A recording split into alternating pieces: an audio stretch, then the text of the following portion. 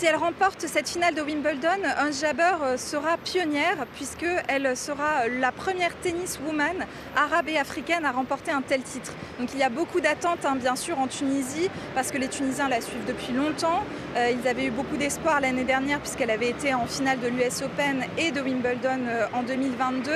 Et aujourd'hui, on peut voir qu'il y a beaucoup de fébrilité et que les Tunisiens ont suivi tout ce Wimbledon avec beaucoup d'attention.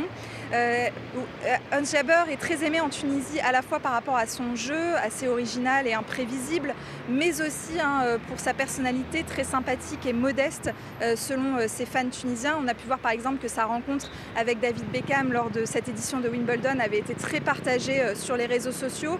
C'est sur sa force mentale que Ons Jabeur va beaucoup axer pour cette finale de Wimbledon. Elle a voulu rassurer ses fans en disant qu'elle n'était pas la même Ons que l'an passé, qu'elle avait beaucoup travaillé justement sur sa force mentale face à la pression.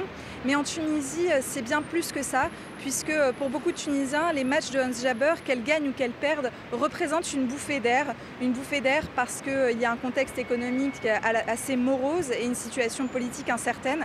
Elle a d'ailleurs été surnommée à plusieurs reprises ministre de la joie dans son pays. Un mot de la grève